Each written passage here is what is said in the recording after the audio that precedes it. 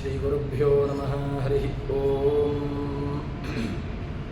ವ್ಯಾಸಾಯ ಭವನಾಶಾಯ ಶ್ರೀಶಾಯ ಗುಣರಾಶಯೇ ಹೃದ್ಯಾಯ ಶುದ್ಧವಿದ್ಯಾಯ ಮಧ್ವಾಯ ನಮೋ ನಮಃ.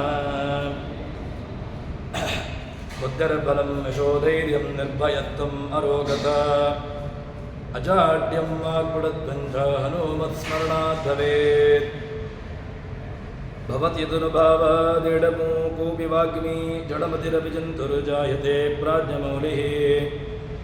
ಸಕಲವಚನಚೇತೋ ದೇವತಾ ಭಾರತೀ ಸಾ ಮಮ ವಚಸಿ ಸತ್ತಾಂ ಸನ್ನಿಧಿಂ ಮಾನಸೇ ಚ. ತಪೋ ವಿದ್ಯಾ ವಿರಕ್ತ್ಯಾ ಸದ್ಗುಣೌಘಾಕರಾನಹಂ ವಾದಿರಾಜಗೂನ್ ವಂದೇ ಹಯಗ್ರೀವಪದಾಶ್ರಯಾನ್.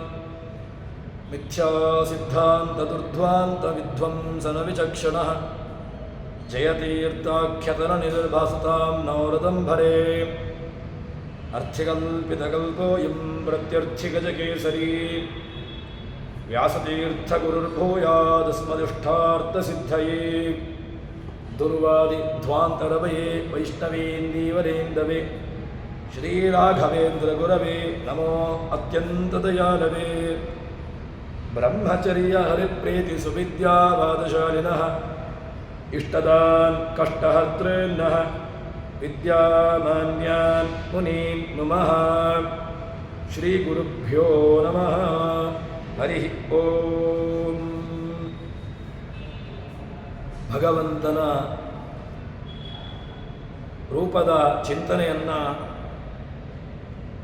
ಉಪನಿಷತ್ತಿನ ಹಿನ್ನೆಲೆಯಲ್ಲಿ ದಾಸರು ಅವನ ಹೆಸರುಗಳ ಮೂಲಕವಾಗಿ ಹಂಸ ಶುಚಿಸತ್ ವಸು ಅಂತರಿಕ್ಷಸತ್ ಅಂತ ಹೇಳಿಕೊಂಡು ದೃಸತ್ ವೇದಿಸತ್ ಗೋಜ ಋತಜ ಅದ್ರಿಜ ಇತ್ಯಾದಿ ಶಬ್ದಗಳ ರೂಪದ ವಿವರಣೆ, ಅದರ ಹಿನ್ನೆಲೆಯನ್ನು ದಾಸರು ಉಪನಿಷತ್ತಿನ ಮೂಲಕವಾಗಿ ಅದನ್ನು ಕನ್ನಡದ ಪದ್ಯಗಳ ಮೂಲಕವಾಗಿ ತೋರಿಸಿಕೊಟ್ಟರು.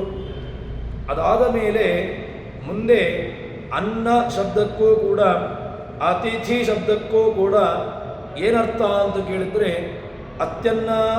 ಅತ್ಯನ್ನಶ್ಚಾತಿಥಿ ಪ್ರೋಕ್ತೋ ಯಸ್ಮಾದನ್ನಂ ತಮುಚ್ಯತೆ ಅಂತ ಹೇಳಿಕೊಂಡು ಅತಿ ಅನ್ನಂ ಅತ್ತಿ ಎಲ್ಲವನ್ನೂ ಕೂಡ ತುಂಬ ಅನ್ನವನ್ನು ತಿಂತಾನೆ, ಅದರಿಂದಾಗಿ ಅವನನ್ನು ಅತಿಥಿ ಅಂತ ಕರೀತಾರೆ ಎಂಬುದಾಗಿ ಹೇಳಿ ಅತ್ಯನ್ನಶ್ಚಾತಿಥಿ ಪ್ರೋಕ್ತ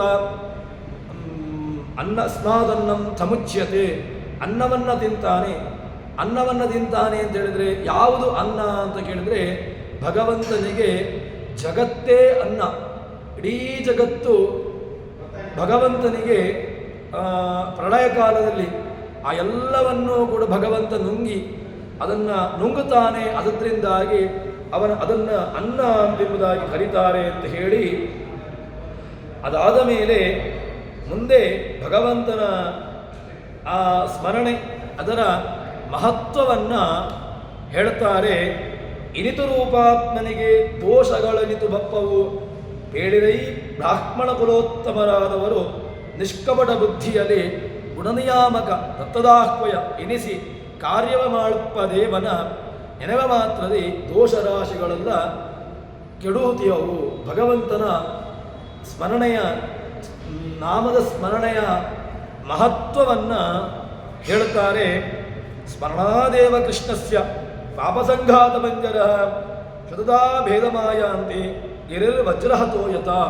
ಭಗವಂತನ ಸ್ಮರಣೆ, ಭಗವಂತನ ಚಿಂತನೆ ಅದು ಏನಾಗ್ತದೆ ಕೇಳಿದ್ರೆ ಪಾಪಸಂಘಾತ ಪಂಚರ, ಇದೆಲ್ಲ ಪಾಪಗಳ ಸಂಘಾತ, ಪಾಪಗಳ ಸಮೂಹ ಏನಿದೆ ಅದು ಎಲ್ಲವೂ ಕೂಡ ಶತದಾ ಭೇದಮಾಯಾಂತಿ, ಅದು ತುಂಡು ತುಂಡಾಗಿ ಹೋಳಾಗಿ ಹೋಗ್ತದೆ ಎಂಬುದಾಗಿ ಹೇಳುತ್ತಾರೆ.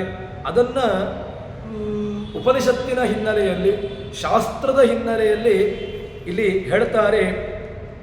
ಭಗವಂತನ ಸ್ಮರಣೆ, ದೋಷಗಳಿದ್ದು ಅವನಿಗೆ ದೋಷಗಳನ್ನು ಸ್ಪರ್ಶ ಅದಿಲ್ಲವೇ ಇಲ್ಲ ಅಂತ ಹೇಳಿ, ಮತ್ತು ನಿಷ್ಕಪಟ ಅವನ ಸ್ಮರಣೆ ಅದು ಹೇಗೆ ಮಾಡಬೇಕು ಎಂಬುದಕ್ಕೆ ಕೊಡುವಂತಹ ಉತ್ತರ ಏನು ಕೇಳಿದರೆ, ನಿಷ್ಕಪಟ ಬುದ್ಧಿಯಲ್ಲಿ ಕಾಪಟ್ಯ ಇರಬಾರದು, ಒಳಗಿನ ಆ ಕಪಟತನ ಒಳಗಿರತಕ್ಕಂತಹ ಕಪಟತನ ಇತ್ತು ಅಂತಾದರೆ ಆವಾಗ ಅದು ಪ್ರಯೋಜನಕ್ಕೆ ಬರುವುದಿಲ್ಲ. ನಿಷ್ಕಪಟ ಬುದ್ಧಿಯಲ್ಲಿ ಅವನನ್ನು ನೀನು ಚಿಂತನೆ ಮಾಡಬೇಕು ಅಂತಾದರೆ ಅದರಲ್ಲಿ ಯಾವುದೇ ರೀತಿಯಾದಂತಹ ಕಪಟತನ ಇರಬಾರ್ದು.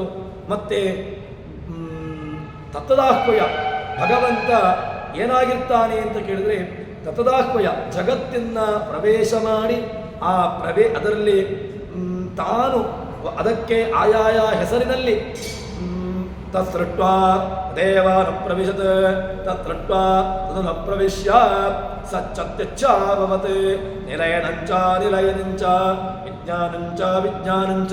ಹೀಗೆ ಭಗವಂತ ಆ ಜಗತ್ತಿನಲ್ಲಿರುವಂತಹ ಇಷ್ಟೆಲ್ಲ ವಿಚಾರ ವಸ್ತುಗಳಲ್ಲಿ ತಾನು ಪ್ರವೇಶವನ್ನು ಮಾಡಿ ಪ್ರವೇಶ ಮಾಡುವ ಮೂಲಕವಾಗಿ ತತ್ತದಾಹ್ವಯ ಆಯಾಯ ಹೆಸರುಗಳಲ್ಲಿ ಅದಕ್ಕೆ ಆಯಾಯ ಹೆಸರುಗಳು ಕೂಡ ಅವನು ಪ್ರವೇಶ ಮಾಡುವ ಮೂಲಕವಾಗಿ ಅದರಲ್ಲಿ ತಾನು ಇದ್ದುಕೊಂಡು ಅದನ್ನು ತತ್ತದ ಹೆಸರಿನಿಂದ ಕರೆಯುವಂತಹದ್ದು. ತತ್ತನ್ನಿಯಾಮಕನಾಗಿ ಅಷ್ಟು ಮಾತ್ರವಲ್ಲದೆ ಅದರಲ್ಲಿ ನಿಯಾಮಕತ್ವೇನ ಇದ್ದುಕೊಂಡು ಭಗವಂತ ಇರ್ತಾನೆ. ಕಾರ್ಯವ ಮಾಡಪ್ಪ ಎಲ್ಲ ಕಾರ್ಯಗಳನ್ನು ಕೂಡ ಒಂದೊಂದು ವಸ್ತುಗಳಲ್ಲಿ ಒಂದೊಂದು ಕಾರ್ಯಗಳು ಆಯಾಯ ಕಾರ್ಯಗಳು ಆಗುವಂತಹದ್ದು ಹೇಗೆ ಅಂತ ಕೇಳಿದರೆ ಆಯಾಯ ಕಾರ್ಯಗಳು ಆಗಲಿಕ್ಕೆ ಭಗವಂತ ಅದರಲ್ಲಿ ಒಂದೊಂದು ರೂಪದಲ್ಲಿ ಪ್ರವೇಶವನ್ನು ಮಾಡಿ ತಾನು ಆ ಎಲ್ಲದಕ್ಕೂ ಕೂಡ ಮುಖ್ಯನೂ ನೆನೆಸಿಕೊಂಡಿರುತ್ತಾನೆ. ನೆನೆವ ಮಾತ್ರದೇ ಅವನ ಸ್ಮರಣೆ, ಅವನ ಚಿಂತನೆ, ಅವನ ಗುಣಗಳ ಕೀರ್ತನೆ ಇದು ಏನಾಗ್ತದೆ ಕೇಳಿದರೆ ದೋಷ ರಾಶಿಗಳು ಭಗವಂತ ಸ್ಮರಣೆಯಿಂದಾಗಿ ಏನೆಲ್ಲ ಪಾಪ ಸಂಘಾತ ಪಂಜರ ಅಂತ ಆ ಪಾಪಗಳ ಸಂಘಾತ ಪಂಜರ ಆ ಎಲ್ಲ ರಾಶಿಗಳು ಕೂಡ ಅದು ಸಮಗ್ರವಾಗಿ ನಾಶವಾಗ್ತದೆ ಅಂತ ಹೇಳ್ತಾರೆ. ಹಾಗೆ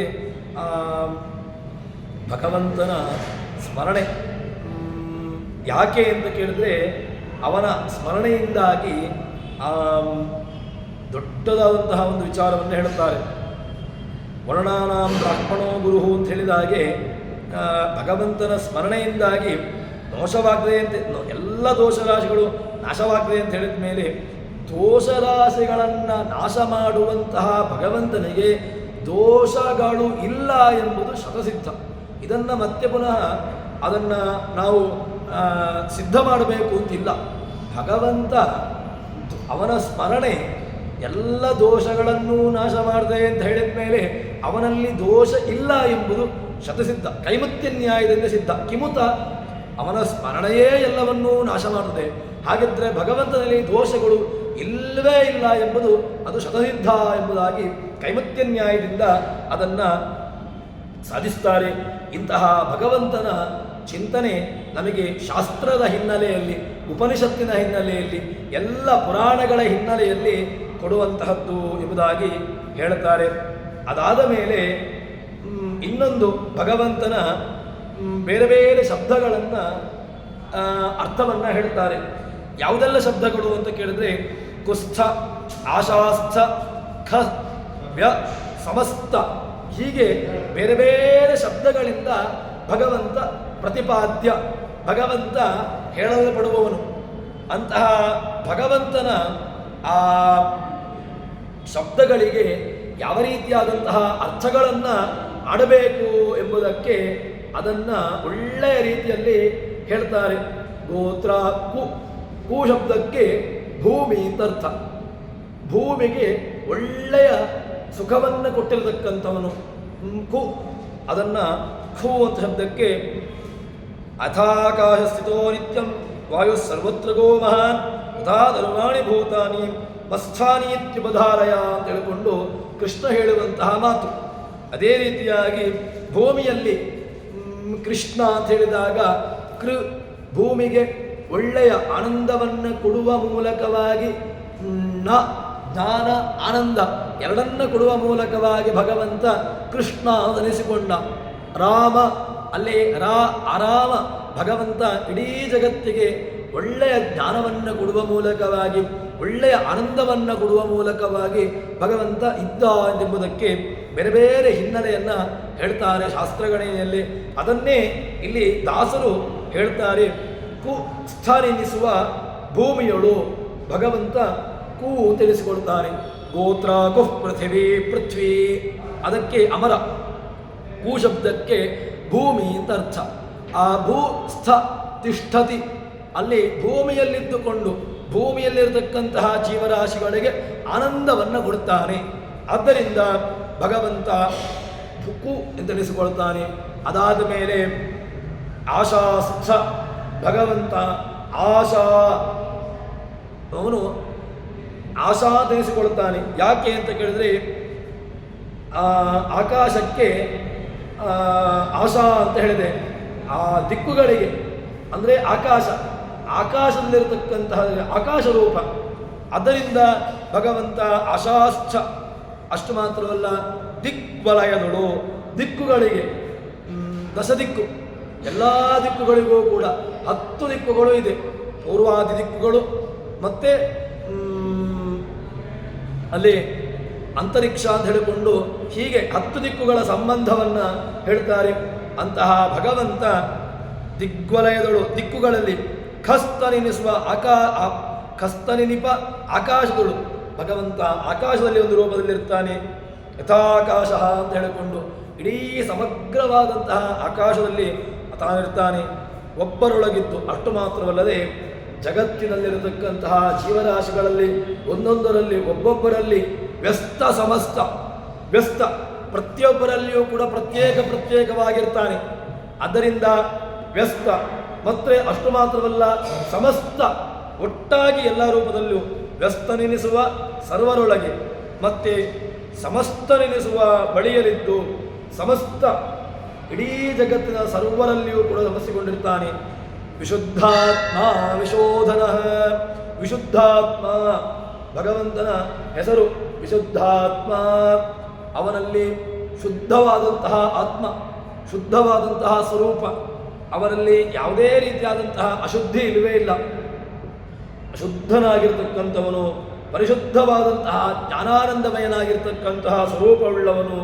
ವಿಶೋಧನ, ಅತ್ಯಂತ ವಿಶೇಷವಾಗಿ ಯಾರನ್ನು ಶುದ್ಧಿಗೊಳಿಸಬೇಕು ಅವರನ್ನು ಚೆನ್ನಾಗಿ ಶುದ್ಧಿಗೊಳಿಸುವಂತಹ ಒಂದು ಸಾಮರ್ಥ್ಯ ಅದು ಭಗವಂತನಲ್ಲಿ ಉಂಟು.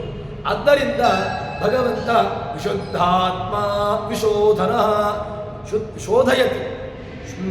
ಭಗವಂತ ಎಲ್ಲರನ್ನೂ ಶುದ್ಧಿಗೊಳಿಸ್ತಾನೆ. ವಿಶುದ್ಧಾತ್ಮ ವಿಶೋಧನ, ಎಲ್ಲ ರೀತಿಯಾದಂತಹ ಅತ್ಯಂತ ವಿಶೇಷವಾಗಿ ಶುದ್ಧಿಗೊಳಿಸುವಂತಹ ಸ್ವರೂಪವುಳ್ಳವನು ಅಂತಹ ಭಗವಂತ. ಮತ್ತೆ ಅಷ್ಟು ಮಾತ್ರವಲ್ಲ, ಒಬ್ಬರೊಳಗೆದ್ದು ವ್ಯಸ್ತನೆನಿಸುವ, ಸರ್ವರೊಳಗೆ ಸಮಸೆನಿಸುವ, ಬಳಿಯಲಿದ್ದು ಉಪಸ್ಥನೆನಿಸುವ ವಿಶೋಧನ ವಿಶುದ್ಧಾತ್ಮ. ಭಗವಂತನ ಅತ್ಯಂತವಾದಂತಹ ವ್ಯವಸ್ಥೆಯಲ್ಲಿ ಏನಾಗಿದ್ದಾನೆ ಕೇಳಿದರೆ ವಿಶೋಧನ ಅಂತ ಹೇಳಿದಾಗ ಭಗವಂತ ಪಾವನ ಅಂತ ಕರೀತಾರೆ ಭಗವಂತನನ್ನು. ಯಾಕೆ ಅಂತ ಕೇಳಿದ್ರೆ ಪವನಃ ಪಾವನೋ ನಲಃ ಅಂತ ಸಹಸ್ರನಾಮ ಭಗವಂತನನ್ನು ಕರೀತದೆ. ಈ ಹೆಸರಿನಿಂದ ಪವನಃ ಪಾವನಃ, ಭಗವಂತನನ್ನು ಪಾವನ ಅಂತ ಕರೀತಾರೆ. ಯಾಕೆ ಕರೀತಾರೆ ಅಂತ ಕೇಳಿದ್ರೆ ವಿಶೋಧನ, ಭಗವಂತ ವಿಶೋಧಯತಿ, ಎಲ್ಲರೊಳಗಿದ್ದುಕೊಂಡು ಪಾವಯತಿ, ಎಲ್ಲರನ್ನೂ ಕೂಡ ಪವಿತ್ರಗೊಳಿಸ್ತಾನೆ. ಪವಿತ್ರಾಣ ಪವಿತ್ರಮ್ಯೋ ಮಂಗಲಾನಾಂಚ ಮಂಗಲಂ ಅಂತ ಹೇಳಿಕೊಂಡು ಭಗವಂತನಿಗೆ ಹೆಸರು. ಯಾಕೆ ಅಂತ ಕೇಳಿದರೆ ಪವಿತ್ರವಾದಂತಹ ವಸ್ತುಗಳಲ್ಲಿ ಪಾವನತ್ವವನ್ನು, ಪಾವಿತ್ರ್ಯತೆಯನ್ನು ಕೊಟ್ಟು ಅದನ್ನು ವ್ಯಕ್ತಪಡಿಸ್ತಾನೆ. ಅದರಿಂದಾಗಿ ಭಗವಂತನಿಗೆ ಪಾವನ ಅಂತ ಹೆಸರು, ಪವಿತ್ರ ಅಂತ ಹೆಸರು. ಅದಕ್ಕೋಸ್ಕರವಾಗಿ ಭಗವಂತನಿಗೆ ಪಾವನ ಅಂತ ಹೆಸರು. ಪವಿತ್ರವಾದಂತಹ ವಸ್ತುಗಳಲ್ಲಿ ಪಾವಿತ್ರ್ಯತೆಯನ್ನು ಕೊಟ್ಟು, ಮಂಗಲವಾದಂತಹ ದ್ರವ್ಯಗಳಲ್ಲಿ ಮಂಗಲಮಯವನ್ನು ಕೊಟ್ಟು ಅದರಲ್ಲಿ ನಿಯಾಮಕನಾದದ್ರಿಂದಾಗಿ ಭಗವಂತ ಪಾವನ ತರಿಸಿಕೊಳ್ತಾನೆ. ಹೀಗೆ ಅವನನ್ನು ವಿಶೋಧನ ವಿಶುದ್ಧಾತ್ಮ ಲೋಕದಳು, ಎಲ್ಲ ಲೋಕದಲ್ಲಿಯೂ ಕೂಡ ಲೋಕದಲ್ಲಿರತಕ್ಕಂತಹ ಜೀವರಾಶಿಗಳಿಗೆ ಭಗವಂತ ಪಾವಿತ್ರತೆಯನ್ನು ಕೊಟ್ಟು ಅವರನ್ನು ಶುದ್ಧಿಗೊಳಿಸ್ತಾನೆ. ಶುದ್ಧವಾದಂತಹ ಅಂತಃಕರಣ, ಶುದ್ಧವಾದಂತಹ ಒಂದು ಶೋಧನವನ್ನು ಮಾಡ್ತಾನೆ ಎಂಬುದಾಗಿ ಹೀಗೆ ಭಗವಂತನನ್ನು ಹೇಳ್ತಾರೆ. ಎಲ್ಲ ನಿಯಮಗಳಿಂದ ಭಗವಂತ ಏನಾಗಿದ್ದಾನೆ? ಕುಸ್ಥ, ಆಶಾಸ್ಥ, ಖಸ್ಥ, ವ್ಯಸ್ತ, ಸಮಸ್ತ, ಉಪಸ್ಥ. ಭಗವಂತ ಉಪಸ್ಥನಾಗ್ತಾನೆ. ಎಲ್ಲಿದ್ದಾನೆ ಕೇಳಿದ್ರೆ ಉಪಸ್ಥ ಶಬ್ದಕ್ಕೆ ಉಪ ಹತ್ತಿರದಲ್ಲಿದ್ದಾನೆ. ಉಪಸ್ಥ ಉಪರಿತಿಷ್ಠತೆ, ಹತ್ತಿರದಲ್ಲಿರ್ತಾನೆ, ಎಲ್ಲರ ಜೊತೆಗಿರ್ತಾನೆ. ಯಾರಿರುವಂತಹದ್ದು ಎಲ್ಲರ ಜೊತೆಗೆ ಅಂತ ಕೇಳಿದ್ರೆ ಉಪವಾಸ ಅಂತ ಕರಿತೇವೆ. ಹತ್ತಿರದಲ್ಲಿ ವಾಸ ಮಾಡುವಂತಹದ್ದು. ಯಾರ ಹತ್ತಿರದಲ್ಲಿ ವಾಸ ಮಾಡುವುದು ಅಂತ ಕೇಳಿದ್ರೆ ಭಗವಂತನ ಬಳಿಯಲ್ಲಿ ವಾಸ ಮಾಡುವಂತಹದ್ದು. ನಾವು ಪ್ರತಿಪತ್ತು, ದ್ವಿತೀಯ, ತೃತೀಯ, ಚತುರ್ಥಿಯಿಂದ ಆರಂಭಿಸಿಕೊಂಡು ನವಮಿ, ದಶಮಿ, ಏಕಾದಶಿ 11ನೇ ದಿವಸ ಅಲ್ಲಿ ಏಕಾದಶಿ. ಈ 11ನೇ ದಿವಸ 10 ಇಂದ್ರಿಯಗಳು, ಮನಸ್ಸು ಎಲ್ಲವನ್ನೂ ಕೂಡ ಹತ್ತಿರದಲ್ಲಿ ವಾಸ ಮಾಡುವುದು. ಯಾರ ಬಳಿಯಲ್ಲಿ ವಾಸ ಮಾಡುವುದು ಅಂತ ಕೇಳಿದ್ರೆ 11 ಇಂದ್ರಿಯಗಳನ್ನು ಕೂಡ ಭಗವಂತನಲ್ಲಿ ಕೊಟ್ಟು ಭಗವಂತನ ಬಳಿಯಲ್ಲಿ ವಾಸ ಮಾಡುವುದಕ್ಕೆ ಉಪವಾಸ ಅಂತ ಕರೆಯುವಂತಹದ್ದು. ಇಲ್ಲಿಯೂ ಕೂಡ ಭಗವಂತ ಉಪಸ್ಥನಿಸ್ತಾನೆ. ಯಾಕೆ ಅಂತ ಕೇಳಿದ್ರೆ ಉಪಸ್ಥ ಶಬ್ದಕ್ಕೆ ಭಗವಂತ ಹತ್ತಿರದಲ್ಲಿರ್ತಾನೆ, ಎಲ್ಲರ ಹತ್ತಿರದಲ್ಲಿ, ಎಲ್ಲ ಜೀವನ. ಭಗವಂತ ಯಾಕೆ ಹತ್ತಿರ ಅಂತ ಕೇಳಿದ್ರೆ ಎಲ್ಲ ಜೀವರಾಶಿಗಳ ಜೊತೆಗಿದ್ದುಕೊಂಡು ಎಲ್ಲ ಜೀವರಾಶಿಗಳಿಗೂ ಕೂಡ ಅತ್ಯಂತ ಸಖನಾಗಿರತಕ್ಕಂಥವನು ಭಗವಂತ. ಆದ್ದರಿಂದ ಭಗವಂತ ಉಪಸ್ಥಾತನಿಸಿಕೊಳ್ಳುತ್ತಾನೆ ಅಂತ ಹೇಳ್ತಾರೆ. ಹೀಗೆ ಭಗವಂತನನ್ನ ಉಪಾಸನೆ ಮಾಡಬೇಕು. ಈ ರೀತಿಯಾಗಿ ಅವನ ಉಪಾಸನೆ, ಅವನ ಚಿಂತನೆ, ಇದೆಲ್ಲದಕ್ಕೂ ಕೂಡ ನಮ್ಮನ್ನ ಭಗವಂತ ಅವನ ಜೊತೆಗೆ ಸೇರಿಸಿಕೊಳ್ಳುತ್ತಾನೆ ಎಂಬುದಾಗಿ ಹೇಳಿ, ಅದಾದ ಮೇಲೆ ಮುಂದಿನ ಶಬ್ದದ ಅರ್ಥವನ್ನ ಅಮಾನಿ, ಮಾನದೋ, ಮಾನ್ಯೋ, ಜ್ಞಾನ ಅಂತ ಹೇಳಿಕೊಂಡು ಬೇರೆ ಬೇರೆ ಶಬ್ದಗಳ ಅರ್ಥವನ್ನ ಹೇಳ್ತಾರೆ. ಜ್ಞಾನದನು ಎಂದಿರಿಪ, ಶಾಸ್ತ್ರದಿಮಾನದನು ಎಂದಿರಿಪ, ವಸನದಿ ದಾನಶೀಲ ಸುಬುದ್ಧಿಯೊಳಗೆ ವದಾನ್ಯ ನಿಲ್ಲಿಸುವನು. ಭಗವಂತನ ಇನ್ನೊಂದು ಶಬ್ದಗಳನ್ನ, ಬೇರೆ ಬೇರೆ ಶಬ್ದಗಳನ್ನ, ಶಾಸ್ತ್ರದ, ಜ್ಞಾನದ. ಭಗವಂತ ಜ್ಞಾನದ ಯಾಕೆ ಅಂತ ಕೇಳಿದ್ರೆ ಜ್ಞಾನದ ಹೇಗೆ? ಜ್ಞಾನಂ ದದಾತಿ, ಒಳ್ಳೆಯ ಜ್ಞಾನ. ಭಗವಂತನನ್ನು ತಿಳ್ಕೊಳ್ಬೇಕು ಅಂತಾದ್ರೆ, ಭಗವಂತನ ಚಿಂತನೆ ಬರಬೇಕು ಅಂತಾದ್ರೆ ಜ್ಞಾನದ ಎಲ್ಲ ಶಾಸ್ತ್ರಗಳಲ್ಲಿಯೂ ಕೂಡ ತಾನಿರ್ತಾನೆ. ಆದ್ದರಿಂದ ಅವನು ಜ್ಞಾನದ. ಶಾಸ್ತ್ರಗಳಿಂದ ಬರುವಂತಹ ಜ್ಞಾನ ಅದು ಯಾವುದು ಅಂತ ಕೇಳಿದ್ರೆ ಅತ್ಯಂತ ಪರಿಶುದ್ಧವಾದಂತಹದ್ದು. ಶಾಸ್ತ್ರಗಳು ಕೊಡುವ ಜ್ಞಾನ ಅದು ಯಥಾವರ್ಥದ ಜ್ಞಾನ. ಅದಕ್ಕೋಸ್ಕರವಾಗಿ ಭಗವಂತ ಜ್ಞಾನದ, ಜ್ಞಾನಂ ದದಾತಿ, ಹೀಗೆ ಜ್ಞಾನದ ಎನಿಸಿಕೊಳ್ಳುತ್ತಾನೆ. ಅಷ್ಟು ಮಾತ್ರವಲ್ಲದ ಮಾನದ, ಅಮಾನಿ ಮಾನದೋ ಮಾನ್ಯು, ಭಗವಂತ ಮಾನಂ ದದಾತಿ, ನಮಗೆ ಮಾನ್ಯತೆಯನ್ನು ಕೊಡ್ತಾನೆ. ಮಾನ್ಯತೆ ಬರುವುದು ಹೇಗೆ ಅಂತ ಕೇಳಿದ್ರೆ ಈ ಎರಡೂ ಕೂಡ ಇಟ್ಟುಕೊಳ್ಬೇಕು. ನಮಗೆ ಒಂದು ವ್ಯವಸ್ಥೆಯಲ್ಲಿ, ಒಂದು ಕಡೆಯಲ್ಲಿ ನಮಗೆ ಒಂದು ಗೌರವ, ಮಾನ್ಯತೆ ಇದೆ ಅಂತ ಆದರೆ ಅದು ಹೇಗೆ ಅಂತ ಕೇಳಿದ್ರೆ ಶಾಸ್ತ್ರೀಯವಾದಂತಹ ಹಿನ್ನೆಲೆ ಬೇಕು, ಶಾಸ್ತ್ರೀಯ ಜ್ಞಾನ ಬೇಕು. ಶಾಸ್ತ್ರದ ಜ್ಞಾನ ಇದ್ದುಕೊಂಡು ತನ್ಮೂಲಕವಾಗಿ ಯಾರಿಗೆ ಯಾವುದರಲ್ಲಿ ಪ್ರವೃತ್ತಿಯನ್ನು ಮಾಡ್ತಾನೋ ಅವನಿಗೆ ಭಗವಂತ ಏನಾಗಿರ್ತಾನೆ ಕೇಳಿದ್ರೆ ಮಾನದ, ಅಮಾನಿ ಮಾನದ. ಅವನು ಮಾನಿ ಅಮಾನಿ ಮಾನವನ್ನು ತೆಗೀತಾನೆ ಕೆಲವು ಸಂದರ್ಭದಲ್ಲಿ.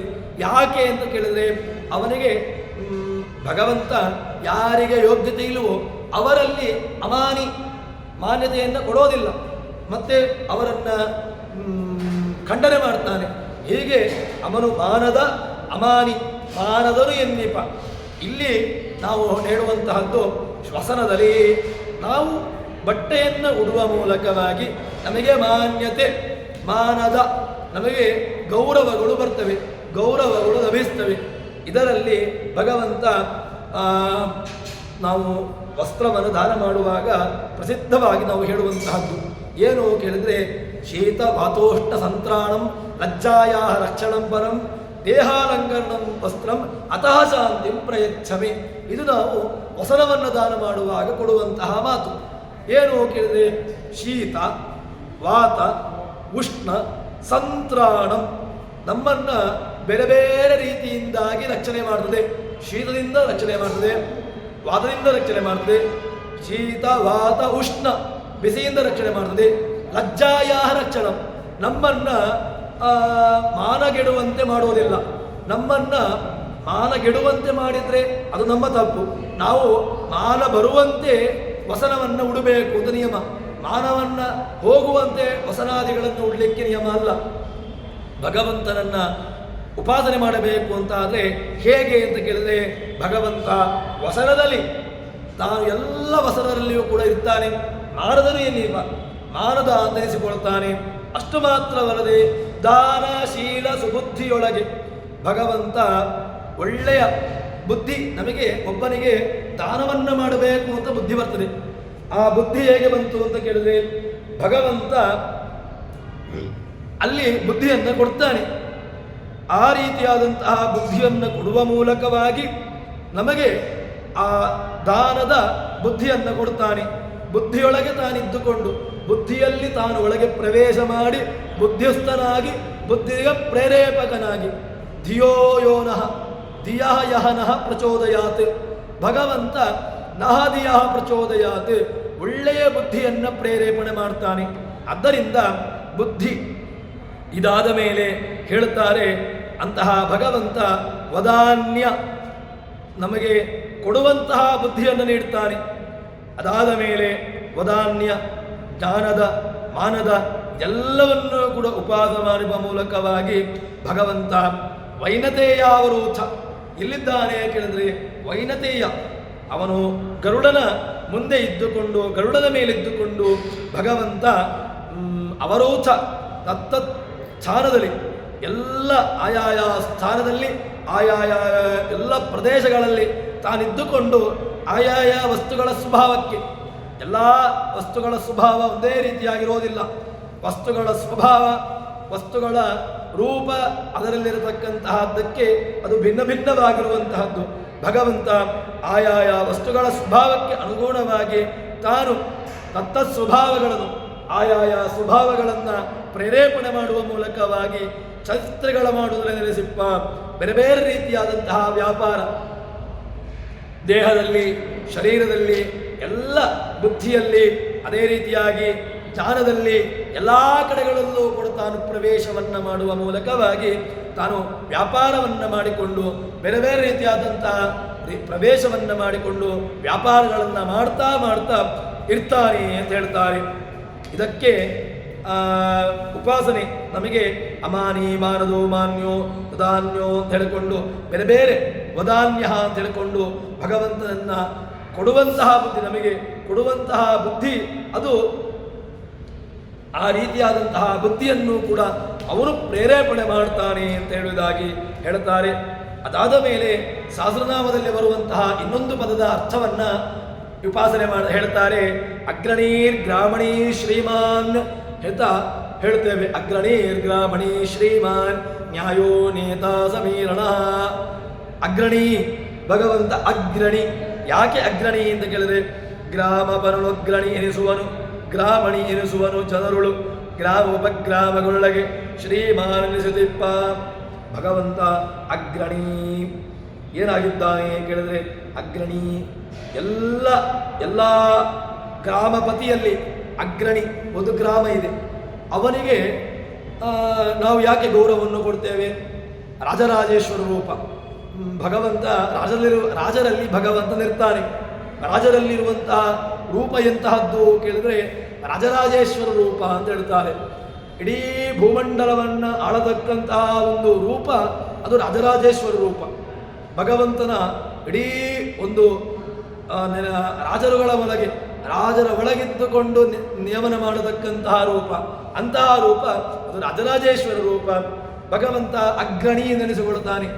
ಒಬ್ಬರಲ್ಲಿ ಯಾಕೆ ಅವನಲ್ಲಿ ಅಗ್ರಣಿ ನೆನೆಸಿಕೊಳ್ತಾನೆ, ಮುಂದಿನವನು ಶ್ರೇಷ್ಠನು ನೆನೆಸಿಕೊಳ್ತಾನೆ ಕೇಳಿದ್ರೆ, ಅವನ ಒಳಗಡೆಗೆ ಭಗವಂತ ಅಗ್ರಣಿ ರೂಪದಿಂದಾಗಿ ತಾನಲ್ಲಿರ್ತಾನೆ. ಅದಾದ ಮೇಲೆ ಗ್ರಾಮಣಿ, ಗ್ರಾಮದಲ್ಲಿರುವಂಥವನು ಎಲ್ಲ ಗ್ರಾಮದಲ್ಲಿರತಕ್ಕಂತಹ ಜೀವರಲ್ಲಿ ತಾನು ಪ್ರವೇಶವನ್ನು ಮಾಡಿ ಅಗ್ರಣೀರ್ ಗ್ರಾಮಣಿ, ಗ್ರಾಮದಲ್ಲಿರತಕ್ಕಂತಹ ಜನರಲ್ಲಿ ನೆಲೆಸಿರ್ತಾನೆ.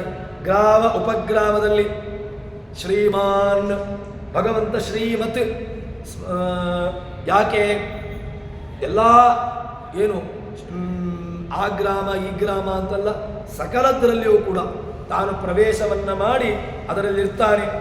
ತನ್ಮೂಲಕವಾಗಿ ಅವನು ಶ್ರೀಮಾನೆನಿಸುತ್ತಿಪ್ಪ ಶ್ರೀಮನೋರಮ ಅಂತಹ ಭಗವಂತ ಕ್ಷೇಮನಾಮಕನಾಗಿ, ಯೋಗಕ್ಷೇಮನಾಮಕನಾಗಿ, ಏನು ಯೋಗಕ್ಷೇಮಂ ವಹಾಮ್ಯಹಂ, ಯೋಗೋ ಯೋಗವಿದಾಂ ನೇತ, ಯೋಗ ಯೋಗವಿದಾಂ, ಯೋಗವಿತ್ ಎಲ್ಲರಲ್ಲಿಯೂ ಕೂಡ ಯೋಗವನ್ನು ಕೊಡುತ್ತಾನೆ. ಯೋಗವಿತ್ ತಾನೇ ಯೋಗವಿತ್ ಆಗಿರ್ತಾನೆ. ಅಂತಹ ಭಗವಂತ ಯೋಗಕ್ಷೇಮವನ್ನು ಅಪ್ರಾಪ್ತಸ್ಯ ಪ್ರಾಪ್ತಿ ಪ್ರಾಪ್ತೇ ಪರಿರಕ್ಷಣಂ, ಬರುವಂತಹದ್ದು ಯೋಗ, ಬಂದದ್ದು ಹಾಗೆ ಉಳಿಯುವಂತಹದ್ದು ಕ್ಷೇಮ. ಇದನ್ನು ಉಪಾಸನೆ ಮಾಡಬೇಕು. ಎಲ್ಲದರಲ್ಲಿಯೂ ಕೂಡ ಇದು ಆಗಬೇಕು ಅಂತಾದರೂ ಕೂಡ ಅವನ ಅನುಗ್ರಹ ಬೇಕು. ಅವನ ಅನುಗ್ರಹ ಇಲ್ಲದೆ ಯಾವುದೂ ಕೂಡ ಸಾಧ್ಯ ಇಲ್ಲ. ಆದ್ದರಿಂದ ಈ ಲೋಕದಲ್ಲಿ ಈ ಮಹಿಮೆ ಮಿಕ್ಕಾದ ದೇವರಿಗುಂಟೆ. ಇವದಕ್ಕಿಂತಲೂ ಕೂಡ ಈ ಒಂದು ಮಹಿಮೆ ದೇವರನ್ನು ಬಿಟ್ಟು ಉಳಿದಂತಹ ಯಾರಲ್ಲಿಯೂ ಕೂಡ ಇರಲಿಕ್ಕೆ ಸಾಧ್ಯವೇ ಇಲ್ಲ. ಆದ್ದರಿಂದ ಈ ಒಂದು ಹಿರಿಮೆ, ಈ ಒಂದು ಗರಿಮೆ, ಈ ಒಂದು ಶ್ರೇಷ್ಠತೆ ಇದು ಭಗವಂತನಿಗಲ್ಲದೆ ಯಾವ ದೇವರಿಗುಂಟು ಎಂದು ನಾವು ರಾಮದೇವರನ್ನು ನಾವು ಹೇಳ್ತೇವೆ.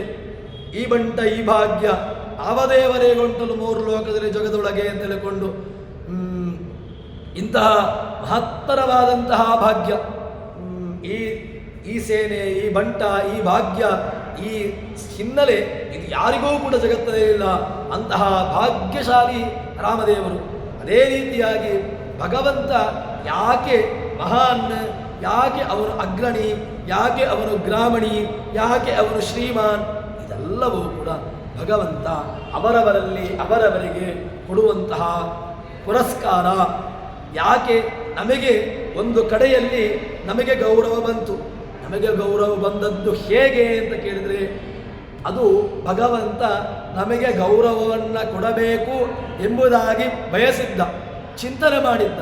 ಆದ್ದರಿಂದ ನಮಗೆ ಗೌರವ ಸಿಕ್ಕಿತು. ಇಲ್ಲ, ನಮಗೆ ಗೌರವಗಳು ಇಲ್ಲ ಅಂತಾದರೆ ಅದು ಹೋಯೋಗೇ ಹೋಗ್ತದೆ. ಎಲ್ಲವೂ ಕೂಡ ಭಗವಂತನ ಚಿಂತನೆಯಲ್ಲಿತ್ತು. ಭಗವಂತ ಕೊಡಬೇಕು ಅಂತ ಬಯಸಿದ್ದ, ಸಿಕ್ಕಿತು. ಇಲ್ಲ ಅಂತಾದರೆ ಯಾವುದೇ ರೀತಿಯಲ್ಲಿಯೂ ಕೂಡ ನಮಗೆ ಗೌರವಗಳು ಸಿಗ್ಲಿಕ್ಕೆ ಸಾಧ್ಯವೇ ಇಲ್ಲ.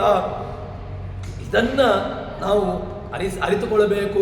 ಹೀಗೆ ಅರಿತುಕೊಂಡು ಈ ಮಹಿಮೆ ಮಿಕ್ಕವ, ಈ ಚಿಂತನೆ, ಈ ಒಂದು ಮಹಿಮೆ ದೇವರು ಕೊಟ್ಟ ಅಂತಾದರೆ ದೇವರು ನಮಗೆ ಲಭಿಸಬೇಕು, ಈ ಒಂದು ಗೌರವ ಇವನಿಗೆ ಕೊಡಬೇಕು ಅಂತ ಬಯಸಿದ್ರೆ ಕೊಡಿಸ್ತಾನೆ. ಇಲ್ಲ, ಮರ್ಯಾದೆ ಹೋಗಬೇಕು ಅಂತಾದರೆ ಏನು ಮಾಡಿದ್ದು ಸಾಧ್ಯ ಇಲ್ಲ. ಮಾನಂ ದದಾತಿ ಮಾನಂ ಜತಿ ಚ. ಭಗವಂತ ಎರಡನ್ನೂ ಮಾಡುವ ಸಾಮರ್ಥ್ಯವುಳ್ಳವನು. ಕೊಡಬೇಕು ಅಂತ ಬಯಸ್ತಾನೋ ಯಸ್ಯಾನುಗ್ರಹಮಿತ್ತ ಇಚ್ಛಾಮಿ ತಸ್ಯ ವಿತ್ತಂ ಹರಾಮ್ಯಹಂ. ಯಾರಿಗೆ ನಾನು ಅನುಗ್ರಹ ಮಾಡಬೇಕು ಅಂತ ಬಯಸ್ತೇನೋ ತಸ್ಯ ವಿತ್ತಂ ಹರಾಮ್ಯಹಂ, ಅವನನ್ನು ಮೊದಲಿಗೆ ಮಾಡುವುದೇನು ಕೇಳಿದ್ರೆ ಅವನನ್ನು ನಾವು ಹಣ ಇಲ್ಲದವನಂತೆ ಮಾಡ್ತಾನೆ. ಹಣ ಬಂತು ಅಂತಾದರೆ ನಾವು ದೇವರ ಸ್ಮರಣೆಯಿಂದಾಗಿ ಹೋಗಿಬಿಡ್ತೇವೆ. ಕುಂತಿ ದೇವಿಯೂ ಕೂಡ ಕೇಳಿದ್ದು ಏನು ಕೇಳಿದರೆ ಏನೂ ಕೂಡ ಕೇಳಿಲ್ಲ. ನನಗೆ ಇನ್ನಷ್ಟು ಕಷ್ಟವನ್ನು ಕೊಡು, ಕೊಟ್ಟದ್ರಿಂದಾಗಿ ನಿನ್ನ ಸ್ಮರಣೆ ಸದಾ ನನಗೆ ಚಿಂತನೆ ಇರ್ತದೆ. ನೀನು ಒಂದು ವೇಳೆ ಸುಖವನ್ನು ಕೊಟ್ಟಿ ಅಂತಾದರೆ ಮುಗಿಯಿತು, ನಾನು ಮತ್ತೆ ನಿನ್ನನ್ನು ಬಿಟ್ಟೇ ಬಿಡ್ತೇನೆ. ಹನುಮಂತ ದೇವರು ಕೂಡ ಹನುಮಂತ ಕೇಳಿದ್ದೇನು ಕೇಳಿದರೆ ಪ್ರವರ್ಧತಾ ಭಕ್ತಿರಲಂ ಕ್ಷಣೇ ಕ್ಷಣೇ ತ್ವಯೀಶಮೇ ಹ್ರಾಸ ವಿವರ್ಜಿತ ಸದಾ ಅನುಗ್ರಹಸ್ಥೆ ಮೈಚೈವಮೇವ ನಿರೋಪದೋತೋ ಮಮ ಸರ್ವಕಾಮಃ. ನನಗೆ ದೇವರಲ್ಲಿ ಕೇಳಬೇಕಾದ್ದು ಏನು ಕೇಳಿದರೆ ನನಗೆ ಶ್ರೀಶಾಂಗ್ರಿ ಭಕ್ತಿಂ ಹರಿದಾಸದಾಸ್ಯಂ, ಇದು ನಾವು ದೇವರಲ್ಲಿ ಕೇಳಬೇಕಾದ್ದು.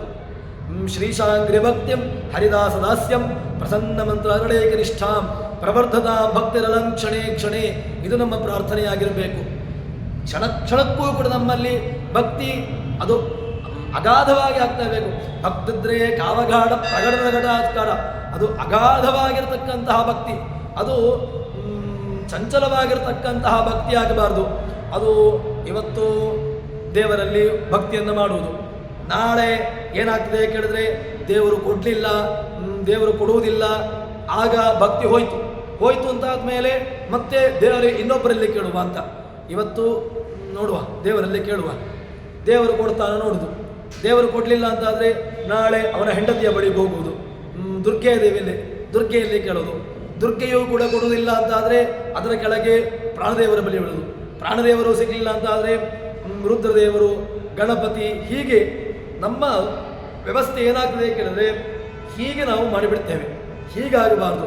ನಿಶ್ಚಂಚಲವಾಗಿರತಕ್ಕಂತಹ, ನಿಶ್ಚಲ, ನಿರ್ಮಲ, ದೃಢ ಇದು ಹೇಗಿರಬೇಕು ಕೇಳಿದ್ರೆ ಅದು ಚಂಚಲ ಆಗಿರಬಾರ್ದು, ಅದು ಗಟ್ಟಿಯಾಗಿರತಕ್ಕಂತಹ ಭಕ್ತಿ ಆಗಿರಬೇಕು. ಇದನ್ನು ಕೇಳ್ತಾರೆ.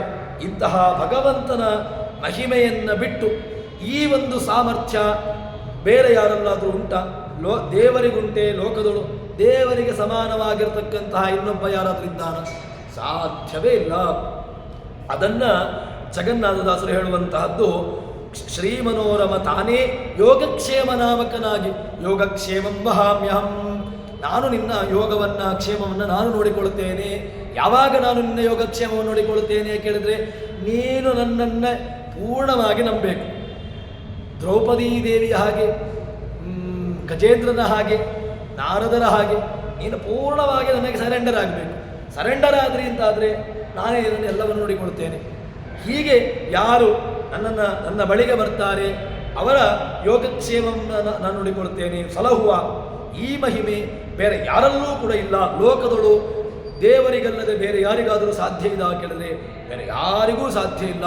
ಇದು ದೇವರ ಅತ್ಯಂತ ಎಕ್ಸ್ಟ್ರಾರ್ಡಿನರಿ ಗುಣ. ಇದು ದೇವರಿಗೆ ಬಿಟ್ಟು ಇನ್ನೊಬ್ಬರಲ್ಲಿ ನೀನು ಹುಡುಕ್ತೇನೆ ಅಂತ ಹೇಳಿದ್ರೆ ಸಾಧ್ಯವೇ ಇಲ್ಲ. ಇದು ಸ್ವತಂತ್ರ್ಯ ಭಗವಂತನಲ್ಲಿ ಇರತಕ್ಕಂತಹ ಅತ್ಯಂತ ಮಹಿಮೆ ಅಂತ ಎಂಬುದಾಗಿ ಹೇಳ್ತಾರೆ. ಅಲ್ಲರಿ, ಇದನ್ನು ನಮಗೆ ಹೇಗೆ, ನಮಗೊಂದು ದೃಷ್ಟಾಂತ ಬೇಕು. ನಮ್ಮದು ವ್ಯವಸ್ಥೆ ಹೇಗೆ ಅಂತ ಕೇಳಿದ್ರೆ ಒಂದು ಸ್ವಲ್ಪ ದೃಷ್ಟಾಂತ ಬೇಕು ನಮಗೆ. ಇಲ್ಲದಿದ್ದರೆ ದೃಷ್ಟಾಂತ ಸಿಗಲಿಲ್ಲ ಅಂತಾದರೆ ನಾವು ಏನು ಮಾಡಿದ್ದಕ್ಕೂ ಸಾಧ್ಯ ಇಲ್ಲ. ಏನಾದರೂ ಕೂಡ ನಮಗೆ ಒಂದು ಯಾರಾದರೂ ನೋಡಿದ್ದಾರೆ, ಯಾರಾದರೂ ಮಾಡಿದ್ದಾರೆ ಅಂತಾದರೆ ನಾನು ಮಾಡಲಿಕ್ಕೆ ಹೋಗ್ತೇನೆ. ದೇವರನ್ನು ನಂಬಿಕೆಟ್ಟವರಲ್ಲೂ ರಂಗಯ್ಯನ ದಾಸರು ಹೇಳಿದ್ದಾರೆ. ಅದಕ್ಕೆ ಪ್ರಮಾಣವನ್ನು ಹೇಳ್ತಾರೆ. ಭಗವಂತ ಯಾರಿಗೆ ಒಳ್ಳೆಯ ರೀತಿಯಾದಂತಹ ಒಳಗೆ ನಿಷ್ಕಲ್ಮಶವಾದಂತಹ ಅಂತಃಕರಣ ಇದೆ ಅವನಿಗೆ ಒಲಿಯುತ್ತಾನೆ.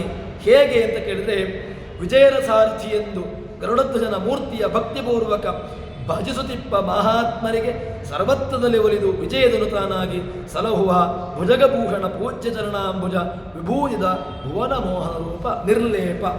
ಭಗವಂತನ ಬೇರೆ ಬೇರೆ ಹೆಸರುಗಳನ್ನು, ರೂಪಗಳನ್ನು ಹೇಳ್ತಾರೆ.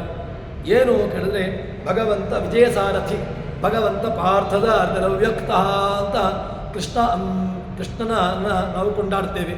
ಪಾರ್ಥಸಾರಥವ್ಯಕ್ತ ಅಂತ ಅವನ ಪಾರ್ಥಸಾರಥಿ. ಪಾರ್ಥನಿಗೆ ಸಾರಥಿಯನ್ನು ಮಾಡಿ ಅರ್ಜುನನನ್ನು ಜಯಗೊಳಿಸಿದ. ಯಾಕೆ ಅರ್ಜುನ ಜಯವಾಗಲಿಕ್ಕೆ ಕಾರಣ ಏನು ಕೇಳಿದರೆ, ಭಗವಂತ ಅಲ್ಲಿದ್ದ. ಮೇಲುಗಡೆ ಭಗವಂತ ಪ್ರಾಣನಲ್ಲಿ ಇದ್ದ, ಎದುರುಗಡೆ ಸಾರಥಿಯಾಗಿದ್ದ. ಆದ್ದರಿಂದ ಪಾರ್ಥನಿಗೆ ಸಾರಥಿಯಾದ್ದರಿಂದಾಗಿ ಅವನಿಗೆ ವಿಜಯ ಸಿಕ್ಕಿತು. ಪಾರ್ಥಸಾರಥಿ ಎನಿದು ಗರುಡಧ್ವಜನ ಮೂರ್ತಿಯ ಅಂತಹ ಗರುಡಧ್ವಜನಾಗಿರತಕ್ಕಂತಹ ಭಗವಂತ ಭಕ್ತಿಪೂರ್ವಕ ಅವನನ್ನು ಭಜಿಸಬೇಕು, ಅವನನ್ನು ಚಿಂತನೆ ಮಾಡಬೇಕು. ಹೇಗೆ ಅಂತ ಕೇಳಿದರೆ, ಭಗವಂತನನ್ನು ಒಲಿತಾನೆ, ಸುಲಭದಲ್ಲಿ ಒಲಿತಾನೆ. ಸುಲಭದ ಮಾರ್ಗ ಭಗವಂತನನ್ನು ನಮ್ಮ ಕಡೆಗೆ ಒಲಿಸಲಿಕ್ಕಿರತಕ್ಕಂತಹ ಒಂದೇ ಒಂದು ಮಾರ್ಗ ಭಕ್ತಿ. ಅದೊಂದು ಬಿಟ್ಟು ನಮಗೆ ಮತ್ತೆಲ್ಲವೂ ಉಂಟು. ನಾವು ದೇವರನ್ನು ನಾವು ಹೇಗೆ ನೋಡ್ಬೋದು ಅಂತ ಕೇಳಿದ್ರೆ, ಭಗವಂತ ಅವನೊಂದು ಬೇರೆ ಚಾನ್ಸ್ ಕೊಡಬೇಕಿತ್ತು. ದೇವರು ನನಗೆ ಹಣದಿಂದ ಒಲಿಯಬೇಕಿತ್ತು ಅಂತ. ಹಾಗೇನಾದರೂ ಒಂದು ಚಾನ್ಸ್ ಇದ್ದರೆ ಭಗವಂತ ಒಲಿಯುತ್ತಿದ್ದ. ಆದರೆ ಭಗವಂತ ಕಂಡದ್ದು, ನೋಡಿದ್ದು, ಸಿಕ್ಕಿದ್ದು ಯಾರಿಗೆ ಕೇಳಿದರೆ, ಎಲ್ಲ ದೃಷ್ಟಾಂತಗಳು ಕಂಡದ್ದು ಕೂಡ ಭಕ್ತಿ ಇದ್ದವರಿಗೆ ಮಾತ್ರ. ಇಲ್ಲಿ ಅಂತಃಸರಸ್ಸಿನ ಬಲೇನ ಪದೇ ಗೃಹೀತೋ ಗ್ರಾಹೇಣ ಯೂಥಪತಿರಂಬುಜ ಹಸ್ತ ಆರ್ತ ಆಹೇದ ಮಾರ್ತಿ ಪುರುಷಾಖಿಲೋರ್ತನ ಲೋಕನಾಥ ತೀರ್ಥಶ್ರವಣ ಮಂಗಲ ನಾಮಧೇಯ ಸ್ಮೃತ್ವಾ ಹರಿಸ್ತರಣಾರ್ಧಮ ಪ್ರಮೇಯ ಚಕ್ರಾಯುಧ ಪದಗರಾಜಭುಜಾರೂಢ ಚಕ್ರೇಣ ನಕ್ರವದನಂ ವಿನಿಪಾಡಿದಸ್ಮಾನ್ ಹಸ್ತೇ ಪ್ರಗೃಹ್ಯ ಭಗವಾನ್ ಕೃಪಯೋಜ್ಜಹಾರ. ಭಗವಂತ ಕಂಡದ್ದು, ಒಲಿದದ್ದು ಎಲ್ಲಿಗೆ ಕೇಳಿದರೆ, ನಾರಾಯಣಾಖಿಲಗುರೋ ಭಗವನ್ ನಮಸ್ತೆ. ಇದೆಲ್ಲವೂ ಕೂಡ ಭಗವಂತ ಕೊಟ್ಟದ್ದು ಏನು ಗಜೇಂದ್ರ ಕೇಳಿದರೆ, ನಾರಾಯಣಾಖಿಲಗುರೋ ಭಗವನ್ ನಮಸ್ತೆ, ಅಖಿಲಗುರೋ ಭಗವನ್ ನಮಸ್ತೆ. ನಿನಗೆ ಕಮಲವನ್ನು ಕೊಡ್ತೇನೆ, ಏನಿಲ್ಲ ನನ್ನ ಹತ್ರ, ಅಲ್ಲಿರತಕ್ಕಂತಹದ್ದನ್ನೇ ನಿನಗೆ ಕೊಡ್ತೇನೆ ಅಂತ. ವಿದುರ ಏನೂ ಇಲ್ಲದೆ ಕೊಟ್ಟದ್ದು ಅಷ್ಟೇ. ಸುಧಾಮ ಏನೂ ಇಲ್ಲ, ಒಳಗಿರದ್ದನ್ನೇ ಕೊಟ್ಟ. ಹೀಗೆ ಒಂದೊಂದು ದೃಷ್ಟಾಂತಗಳು ಕೂಡ ಅಂಬರೀಷ ವರದ, ಪ್ರಹ್ಲಾದ ವರದ, ಗಜೇಂದ್ರ ವರದ, ಧ್ರುವ ವರದ, ಪಾಂಚಾಲಿ ವರದ, ನೀವು ಏನನ್ನು ಬೇಕಾದರೂ ಚಿಂತನೆ ಮಾಡಿ, ಹೇಗೆ ಬೇಕಾದರೂ ಚಿಂತನೆ ಮಾಡಿ, ಒಂದೇ ಒಂದು ದೃಷ್ಟಾಂತಗಳು ಕೂಡ ಹಣಕ್ಕೆ ಒಲಿದುಕೊಂಡು ಬಂದದ್ದು ಒಂದು ದೃಷ್ಟಾಂತವೂ ಸಿಗುವುದಿಲ್ಲ. ಕೊಟ್ಟದ್ದು ದೃಷ್ಟಾಂತ ಎಲ್ಲೇ ಕೇಳಿದರೆ ಭಗವಂತನ ಒಳಗಿರತಕ್ಕಂತಹ ಅಂತಃಕರಣ ಅದಕ್ಕೇನೆ ಹಿಂದೆ ಬಂದದ್ದು ಹೊರತು ಭಗವಂತ ಯಾವುದೋ ಒಂದು ಸಂಪತ್ತಿನ ಹಿಂದೆ ಬಂದದ್ದು, ದುರ್ಯೋಧನ ರಾವಣಾದಿಗಳ ಹಿಂದೆ ಹೋದಂತಹ ದೃಷ್ಟಾಂತಗಳು ಇಲ್ಲವೇ ಇಲ್ಲ. ಒಳಗಿರತಕ್ಕಂತಹ ಅಂತಃಕರಣವನ್ನು ನೋಡಿಕೊಂಡೇ ಭಗವಂತ ಬಂದದ್ದು. ಆದ್ದರಿಂದ ಭಗವಂತ ಭಕ್ತಿಪೂರ್ವಕ ಇದನ್ನೇ ನಾವು ಮಾಡಬೇಕಾದ್ದು. ಸುಲಭದಲ್ಲಿರತಕ್ಕಂತಹ ಭಕ್ತಿ, ಅದನ್ನು ಅವನ ಜ್ಞಾನ, ಅವನ ಮಾಹಾತ್ಮ್ಯ, ಅದನ್ನು ಚಿಂತನೆ ಮಾಡುವ ಮೂಲಕವಾಗಿ ಭಗವಂತ ಸಿಗ್ತಾನೆ. ವಿಜಯದ ಭಗವಂತ ಏನಾಗ್ತಾನೆ? ವಿಜಯದ, ನಮಗೆ ವಿಜಯವನ್ನು ತಂದು ಕೊಡ್ತಾನೆ. ವಿಜಯನ ತಂದುಕೊಟ್ಟು ಏನು ಮಾಡ್ತಾನೆ ಕೇಳಿದರೆ ವಿಜಯಪ್ರದ, ನಮಗೆ ವಿಜಯವನ್ನು ತಂದುಕೊಡ್ತಾನೆ. ತನ್ಮೂಲಕವಾಗಿ ಭುಜಗಭೂಷಣ ಪೂಜ್ಯ ಚರಣ ಭಗವಂತ ಎಂತಹ ಕಮಲ, ಅವನ ಪಾದ ಎಂತಹದ್ದು ಕೇಳಿದರೆ ಶೇಷಾಹಿ ವೈರಿ ಶಿವಶಕ್ರಮನು ಪ್ರಧಾನ ಕರ್ಮ ಸರ್ವಾದಿವಂದ್ಯ ಚರಣೋ ಯದಪಾಂಗಲೇಶಂ ಅಂತ ಹೇಳಿಕೊಂಡು ಆಚಾರ್ಯರು ಸ್ತೋತ್ರ ಮಾಡ್ತಾರೆ. ಎಂತಹ ಪಾದ ಕೇಳಿದ್ರೆ ಸರ್ವಾದಿವಂದ್ಯ ಚರಣ, ಭಗವಂತನ ಪಾದ ಕಮಲ ಸಾಮಾನ್ಯ ಕಮಲ ಅಲ್ಲ, ಅದು ಪಾದ ಸರ್ವಾದಿವಂದ್ಯ ಚರಣ. ಅವನ ಪಾದವನ್ನು ಸೇವೆ ಮಾಡಲಿಕ್ಕೋಸ್ಕರವಾಗಿ ಯಾರೆಲ್ಲ ಬರ್ತಾರೆ ಕೇಳಿದ್ರೆ ಸರ್ವಾದಿ ಎಲ್ಲ ರುದ್ರಾದಿ ಸಮಸ್ತ ದೇವತೆಗಳು ಕೂಡ, ರುದ್ರ ಬ್ರಹ್ಮ ಇಂದ್ರಾದಿಗಳು ಎಲ್ಲರೂ ಕೂಡ ಭಗವಂತನ ಪಾದಕಮಲವನ್ನು ಸೇವೆ ಮಾಡ್ತಾರೆ. ಅಂತಹ ಒಂದೇ ಚರಣ ಯದಪಾಂಗಲೇಶಂ ಅಂತ ಹೇಳಿಕೊಂಡು ಅವನನ್ನು ಹೇಳ್ತಾರೆ. ಅಂತಹ ಭಗವಂತನನ್ನ ಇಲ್ಲಿ ದಾಸರು ಕೂಡ ಕೊಂಡಾಡಿದ್ದು ಏನು ಕೇಳಿದೆ ಭುಜಗಭೂಷಣ ಪೂಜೆ ಚರಣಾಂಭೋಜ, ಭಗವಂತನ ಪಾದಕಮಲಗಳು. ಅಂತಹ ಪಾದಕಮಲ ತನ್ಮೂಲಕವಾಗಿ ಅವನನ್ನು ಸ್ಮರಣೆ ಮಾಡಿದಾಗ ಏನು ಮಾಡ್ತಾನೆ ಕೇಳಿದರೆ ಭೋಜ ಚರಣಾಂಭುಜ ವಿಭೂತಿದ, ಭಗವಂತ ವಿಭೂತಿ ಏನು ಕೊಡ್ತಾನೆ? ಭೂತಿ ಅಂದರೆ ವಿಭೂತಿ, ಒಳ್ಳೆಯ ಭೂತಿಯನ್ನು ಕೊಡ್ತಾನೆ ಭಗವಂತ. ವಿಭೂತಿ ಕೊಡ್ತಾನೆ.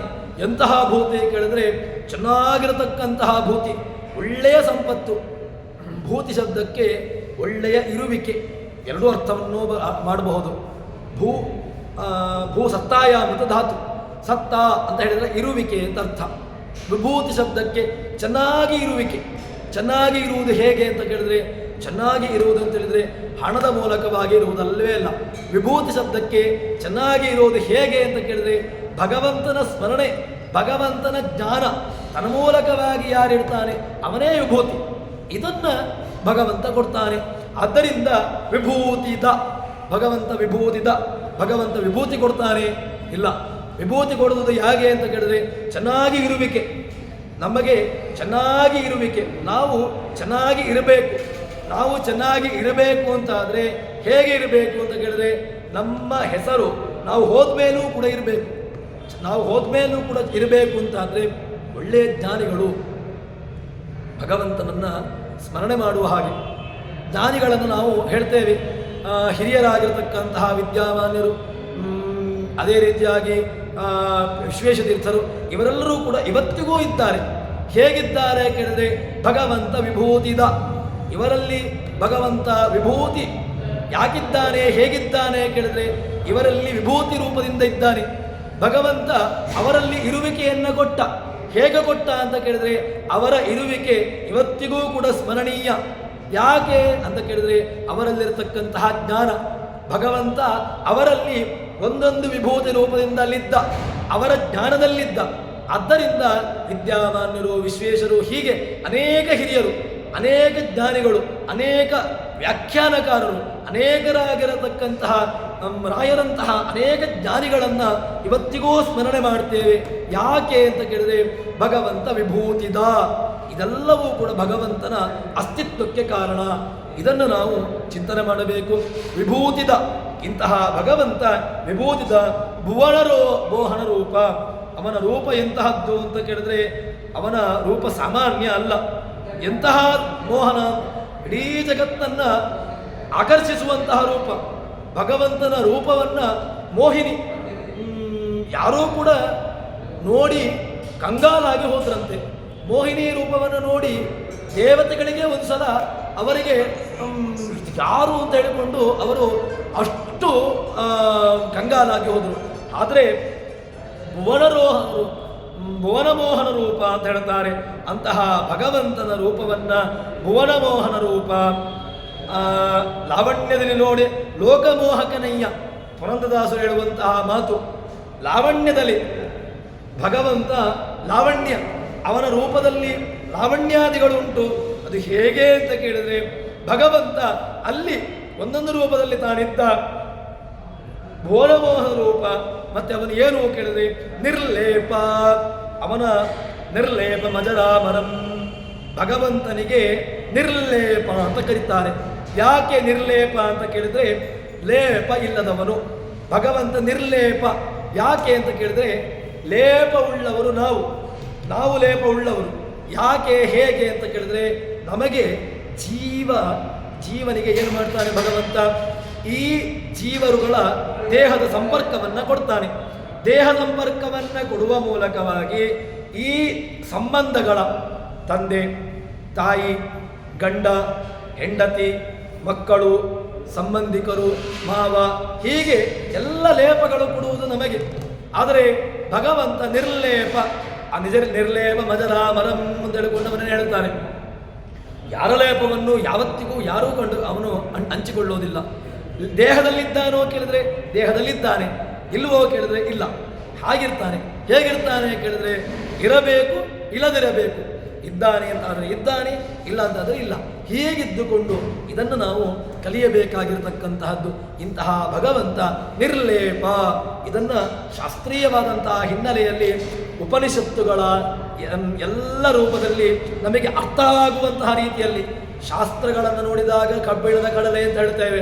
ಆದರೆ ದಾಸರ ಕನ್ನಡೀಕರಣದ ಪದ್ಯಗಳು ಅದು ನಮಗೆ ಅರ್ಥವಾಗಲಿಕ್ಕೆ ಚಿಂತನೀಯವಾಗಿರತಕ್ಕಂತಹದ್ದು, ಅದು ಸ್ಮರಣೀಯವಾಗಿರತಕ್ಕಂತಹದ್ದು, ಅದನ್ನು ನಮ್ಮ ಅನುಷ್ಠಾನದಲ್ಲಿ ಇರಿಸಿಕೊಳ್ಳಿಕ್ಕಿರತಕ್ಕಂತಹದ್ದು ಎಂಬುದಾಗಿ ಜಗನ್ನಾಥದಾಸರು ಈ ಪದ್ಯದಲ್ಲಿ ತಿಳಿಸಿಕೊಡ್ತಾರೆ. ಈ ರೀತಿಯಾದಂತಹ ಚಿಂತನೆ ನಮ್ಮಿಂದ ನಡೆಯುವಂತಾಗಲಿ ಎಂಬಲ್ಲಿ ಹರಿಪ್ರಿಯತಾ ಶ್ರೀಕೃಷ್ಣಾರ್ಪಿತಮಸ್ತು.